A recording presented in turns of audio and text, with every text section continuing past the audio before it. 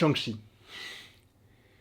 Un film très attendu par ma personne, vous je ne sais pas, mettez-le moi dans les commentaires. Oui, je vous demande déjà de commenter alors que la vidéo n'a pas débuté. J'espère que vous allez très bien en ce dernier jour d'avril et on va le passer ensemble. Pourquoi? Eh bien parce que je vous propose une vidéo aujourd'hui, puisque vous la voyez, comme d'habitude, pas besoin de le préciser, en rapport avec le début de Shang-Chi. Oui, je sais, le film sort en 2021, mais justement, j'ai eu une petite conversation avec Biggy Dun, qui fait partie de la chaîne YouTube Marvel Story, et en fait, en parlant avec lui, je me suis dit, mais ça peut trop le faire en fait. Et donc, cette théorie je ne l'ai vue nulle part ailleurs. C'est pourquoi nous allons en parler tout de suite dans cette vidéo. Nous allons donc parler du début de Shang-Chi, comment est-ce que ça pourrait commencer, comment est-ce qu'ils vont intégrer le mandarin. Je pense que ça se passera dès le début. Je pense évidemment, ce n'est qu'une théorie, ça peut se passer totalement autrement, et le film sort dans un an, donc on a le temps d'imaginer des choses. Mais je vous propose déjà une première version d'une théorie qui peut être fiable. Enfin, fiable, j'en sais rien, c'est la mienne, donc faites-vous votre propre avis quoi. Quoi qu'il en soit, comment pourrait débuter ce film? Je pense que ce film sera lié directement à la phase 2. Vous allez vous dire, oui mais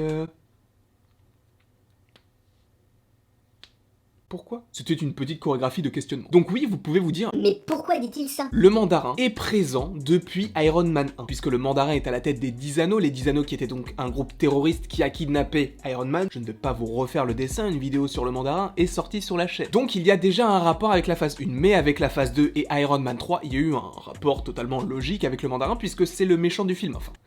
Le mandarin entre guillemets. Puisque c'était Aldrich Killian, pareil, je ne vais pas vous refaire le pitch. Donc ce qu'on apprend dans Iron Man 3, c'est que le mandarin en fait serait Aldrich Killian. Seulement dans un court-métrage qui s'appelle Longue vie au roi, qui est présent dans la version Blu-ray, collector, je ne sais plus, de Thor le monde des ténèbres, il y a donc ce court-métrage qui relate la vie en prison de Trevor Slattery qui se faisait passer pour le mandarin, qui est donc joué par Ben Kingsley. Et dans ce court-métrage, spoiler alert, il se fait enlever par le vrai mandarin qui n'aime pas que Trevor Slattery ait utilisé le nom donc du vrai mandarin. Cela signifie donc qu'il y a un vrai mandarin, chose qui a été donc prouvée lors de la Comic-Con de San Diego de 2019, puisque le film Shang-Chi et la légende des 10 anneaux a été annoncé en 2021. Maintenant, beaucoup de choses sont possibles par rapport au mandarin, mais je pense du coup par rapport à tous ces éléments-là que je viens de vous introduire, je pense qu'on peut aussi avoir des éléments de réponse sur ce que pourrait être le début de Shang-Chi pour introduire un personnage que l'on ne connaissait absolument pas, même si on connaissait un petit peu le mandarin et qu'on savait quand même qu'il était dans le Marvel Cinematic Universe. Selon moi, et ce n'est que ma théorie, le mandarin serait introduit directement dès le début de Shang-Chi pour donner le ton au film. Et comment est-ce que ça pourrait se passer et quel est donc le rapport avec la phase 2? Ce serait directement lié à Iron Man 2 et du coup au court-métrage qu'il y a dans le DVD de Thor le monde des ténèbres qui s'appelle Longue vie au roi. Puisque donc comme je l'ai dit précédemment dans Longue vie au roi, Trevor Slattery se fait enlever par le mandarin et ce qui serait intéressant c'est justement qu'ils reprennent Ben Kingsley pour le film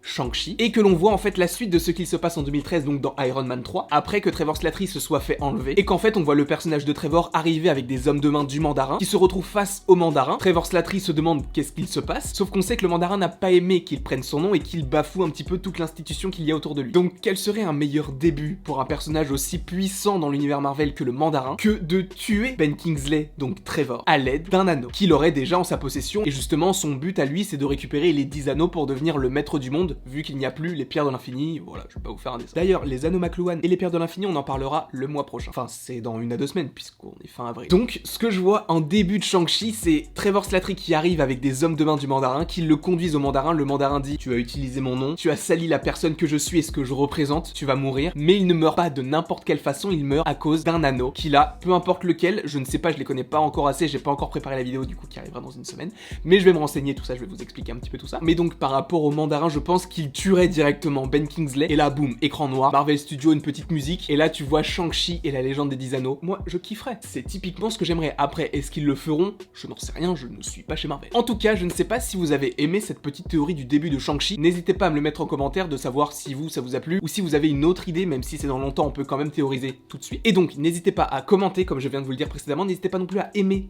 et à partager, et également à vous abonner. Ça me ferait très plaisir, et partager aussi, enfin, tout me ferait plaisir. Et il ne me reste donc plus qu'à vous dire à la prochaine, pour la prochaine.